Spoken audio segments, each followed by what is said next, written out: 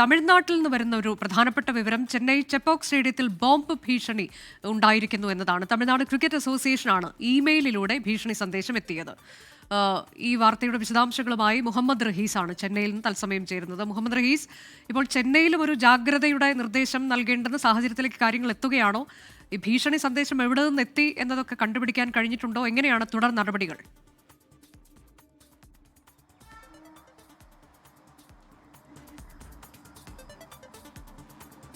അനുജ, പാകിസ്ഥാനിൽ നിന്നാണ് ഇമെയിൽ സന്ദേശം ലഭിച്ചത് എന്നുള്ള വിവരമാണ് നിലവിലുള്ളത്. അത് തമിഴ്നാട് ക്രിക്കറ്റ് അസോസിയേഷന്റെ ഔദ്യോഗിക ഇമെയിൽ പേജിലാണ് ഇന്ന് രാവിലെയോടുകൂടി കാണുന്ന ചെപ്പോക്ക് സ്റ്റേഡിയത്തിലേക്ക് ബോംബ് ഭീഷണി, അല്ലെങ്കിൽ ചെപ്പോക്കിൽ വെച്ച് IPL മത്സരം നടത്തി കഴിഞ്ഞാൽ ബോംബ് ഇട്ട് ഇവിടെ ഒരു ചോരക്കളി തന്നെ ഉണ്ടാകും എന്നുള്ള ഒരു ഭീഷണി ഇമെയിൽ ഇന്ന് ഉച്ചയോടുകൂടിയാണ് ലഭിച്ചത്. അതിന് ഏറ്റവും പ്രധാനപ്പെട്ട കാരണം ഈ IPL നടത്തിപ്പുമായി ബന്ധപ്പെട്ടിട്ടാണ്. കാരണം IPL ഒരുപക്ഷെ നിർത്തിവെക്കേണ്ടി വന്നാൽ, അല്ലെങ്കിൽ ഈ പ്രധാനപ്പെട്ട സ്ഥലങ്ങളിലൊക്കെ സ്റ്റേഡിയങ്ങളിലൊക്കെ നടത്താൻ പറ്റാതെ വന്നു കഴിഞ്ഞാൽ അത് ചെന്നൈയിലേക്കും ഒപ്പം തന്നെ ഇപ്പറയുന്ന ബംഗളൂരുവിലുമൊക്കെ മാറ്റും എന്നുള്ളൊരു ചർച്ച നടക്കുന്നതിനിടയിലാണ് ഇത്തരത്തിലൊരു ഇമെയിൽ സന്ദേശം ലഭിക്കുന്നത്.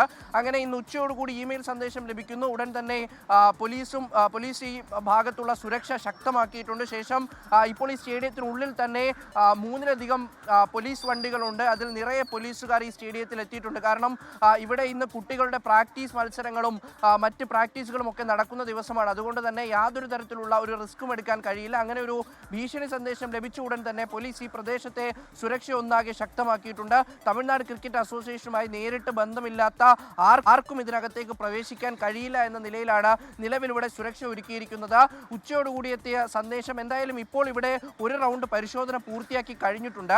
നിലവിൽ അപായപ്പെടേണ്ട കാര്യമില്ല, അല്ലെങ്കിൽ അത്തരത്തിൽ ആശങ്കപ്പെടേണ്ട കാര്യമില്ല എന്ന് വ്യക്തമാക്കുന്നുണ്ട് പോലീസ്. ഒപ്പം തന്നെ അരുൺ ജെയ്റ്റ്ലി സ്റ്റേഡിയം, ഡൽഹിയിലെ അരുൺ ജെയ്റ്റ്ലി സ്റ്റേഡിയത്തിനും ഇത്തരത്തിലൊരു ഭീഷണി ലഭിച്ചിരുന്നു. ഇത് രണ്ടും ഒരിടത്തു നിന്നാണ് ലഭിച്ചത് എന്നാണ് നിലവിൽ പോലീസ് മനസ്സിലാക്കുന്നത്. കാരണം രണ്ടിലും ഏതാണ്ട് ഒരേ വാചകങ്ങളായിരുന്നു. അതായത് IPL നടക്കുകയാണെങ്കിൽ അതൊരു ചോരക്കളമാക്കി ഞങ്ങൾ സ്റ്റേഡിയത്തിനെ മാറ്റും എന്ന നിലയ്ക്കായിരുന്നു ഈ ഒരു ഭീഷണി ഉണ്ടായിരുന്നത്. കാരണം പ്രധാനമായിട്ടും ഈ പാകിസ്ഥാൻ സൂപ്പർ ലീഗ് കൂടി നടക്കുന്ന സമയമാണ്. അപ്പോൾ ആ മത്സരങ്ങളൊക്കെ തന്നെ മാറ്റിവെക്കേണ്ടി വന്നിട്ടുണ്ട്. കാരണം റാവൽപിണ്ടി സ്റ്റേഡിയത്തിൽ ഇന്ത്യ നടത്തിയ പ്രത്യാക്രമണത്തിൽ റാവൽപിണ്ടി സ്റ്റേഡിയത്തിന് കേടുപാടുകൾ വന്നു. അങ്ങനെ PSL മത്സരങ്ങൾ മാറ്റിവെക്കേണ്ടി വന്നു.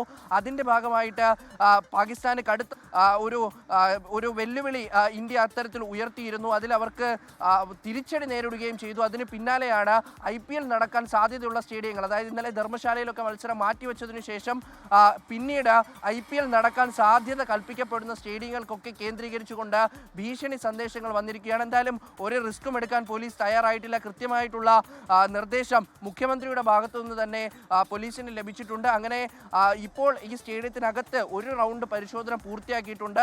നിലവിൽ ആശങ്കപ്പെടേണ്ട സാഹചര്യമില്ല. എന്തായാലും പരിശോധനകൾ തകൃതിയായി തന്നെ നടന്നുകൊണ്ടിരിക്കുകയാണ്. അപ്പോൾ ഈ സ്റ്റേഡിയങ്ങൾ കേന്ദ്രീകരിച്ചുകൊണ്ടാണ് പ്രധാനമായിട്ടും ഇപ്പോൾ ഇത്തരത്തിൽ ഭീഷണി സന്ദേശങ്ങൾ വന്നുകൊണ്ടിരിക്കുന്നത്. നിലവിൽ IPL എന്തായാലും മാറ്റിവെച്ചിട്ടുണ്ട്. സാധാരണഗതിയിൽ ഒരു മത്സരം മാത്രമായിരുന്നു ഇവിടെ ബാക്കി ഉണ്ടായിരുന്നത്. തിങ്കളാഴ്ചയാണ്. അപ്പോൾ അതിൻ്റെ തയ്യാറെടുപ്പുകളൊക്കെ തന്നെയും നടന്നുകൊണ്ടിരിക്കുന്ന ഒരു സമയം കൂടിയാണ്. നാളത്തോടുകൂടി താരങ്ങളൊക്കെയും ഇതിനടുത്തേക്ക് എത്തുകയും പരിശീലനം തുടങ്ങാനും ഒക്കെ ഇരിക്കുന്നതിനിടയിൽ എന്തായാലും ഇത്തരത്തിലൊരു ആശങ്കപ്പെടുത്തുന്ന ഒരു ഭീഷണി വന്നിരിക്കുന്നു. പക്ഷേ പോലീസ് അതിൽ കൃത്യമായി ഇടപെട്ടിട്ടുണ്ട്.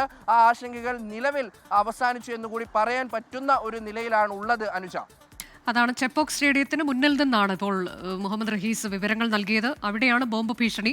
IPL മത്സരം നടത്തിയാൽ അതൊരു ചോരക്കളിയായി മാറും എന്നുള്ള ഭീഷണിയാണ്. പോലീസിന്റെയും ഒക്കെ പരിശോധന അവിടെ നടക്കുകയും ചെയ്യുന്നുണ്ട്. ഒപ്പം തന്നെ മുഹമ്മദ് റഹീസ്, വളരെ ദുഃഖകരമായ മറ്റൊരു വാർത്ത കൂടിയുള്ളത്, പാക് വെടിവയ്പിൽ ഒരു സൈനികന് വീരമൃത്യു സംഭവിച്ചിട്ടുണ്ട്. ആന്ധ്രാപ്രദേശ് സ്വദേശി ലാൻസ് നായിക് മുരളി നായിക്കിനാണ് വീരമൃത്യു സംഭവിച്ചത് എന്നതാണ്. ഇതിൻ്റെ കൂടി വിവരങ്ങൾ എങ്ങനെയാണ്? 2 ദിവസം മുൻപ് വരെ മഹാരാഷ്ട്രയിലായിരുന്നു. അഗ്നിവീറിലൂടെ ആർമിയിലേക്ക് എത്തിയ ആളാണ്. അപ്പോൾ മറ്റു വിശദാംശങ്ങൾ എങ്ങനെയാണ്? മൃതദേഹം ജന്മനാട്ടിലേക്ക് കൊണ്ടുവരുന്നത് എപ്പോഴാണ്? തുടങ്ങിയ വിശദാംശങ്ങളൊക്കെ ലഭിച്ചിട്ടുണ്ടോ?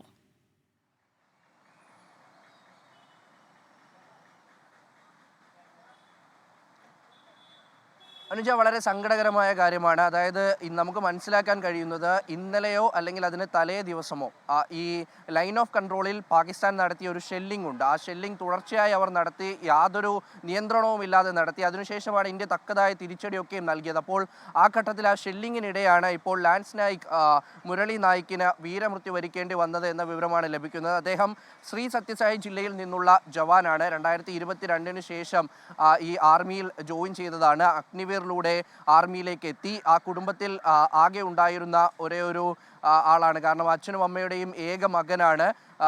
വളരെ ചെറുപ്പക്കാരനായിട്ടുള്ളൊരു ജവാനാണ്. അങ്ങനെ അദ്ദേഹം കഴിഞ്ഞ 2 ദിവസം മുമ്പ് വരെ നാസിക്കിലായിരുന്നു അദ്ദേഹം ഉണ്ടായിരുന്നത് എന്നുള്ള വിവരമാണ് പുറത്തു വന്നിരിക്കുന്നത്.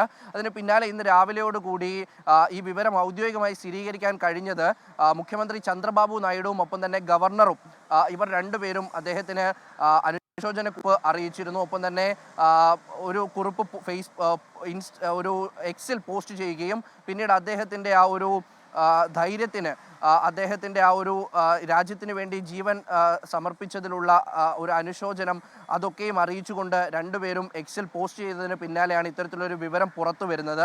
അപ്പോൾ അങ്ങനെ ഇന്നലെ രാത്രിയോ അല്ലെങ്കിൽ അതിന് തലേ ദിവസമോ രാത്രി ഷെല്ലിങ്ങിനിടെയാണ് ഇത്തരത്തിലുള്ള പാക് ഷെല്ലിങ്ങിനിടെ ഉണ്ടായ ഒരു ആണ് അദ്ദേഹത്തിന് ജീവൻ നഷ്ടമായതെന്ന വിവരം പുറത്തു വരുന്നുണ്ട്. അങ്ങനെ ഇന്ന് രാവിലെയോടുകൂടി സർക്കാരിൻ്റെ ഔദ്യോഗിക പ്രതിനിധികൾ വീട്ടിലെത്തി കാര്യങ്ങൾ ധരിപ്പിച്ചിരുന്നു. അച്ഛനെയും അമ്മയും മാത്രമാണുള്ളത്. സഹോദരങ്ങൾ പോലും ഇല്ലാത്ത ഒരു കുടുംബമാണ്. മാത്രമല്ല ഈ ഗ്രാമത്തിനൊരു പ്രത്യേകത കൂടിയുണ്ട്. കാരണം കൂടുതൽ പേർ ഇത്തരത്തിൽ പട്ടാളത്തിൽ ചേരാൻ താല്പര്യപ്പെടുന്ന അത്തരത്തിൽ കൂടുതൽ പേർ രംഗത്തേക്ക് വരുന്ന ഇപ്പോഴും ആർമിയിൽ നിരവധി പേരുള്ള രാജ്യത്തിന് വേണ്ടി പോരാടിക്കൊണ്ടിരിക്കുന്ന നിരവധി പേർ ഇപ്പോഴും ഇത്തരത്തിൽ അതിർത്തി മേഖലകളിൽ അടക്കമുള്ളവർ ഒരു ഗ്രാമം കൂടിയാണിത്. അപ്പോൾ അവിടെ നിന്നാണ് ഒരു ജവാന് ജീവൻ നഷ്ടമായിരിക്കുന്നത്. എന്തായാലും നാളെ രാവിലെയോടുകൂടി അദ്ദേഹത്തിൻ്റെ ഭൗതിക ശരീരം ജന്മനാട്ടിലേക്ക് കൊണ്ടുവരുമെന്നാണ് നിലവിൽ അറിയിച്ചിരിക്കുന്നത്. അനുജ.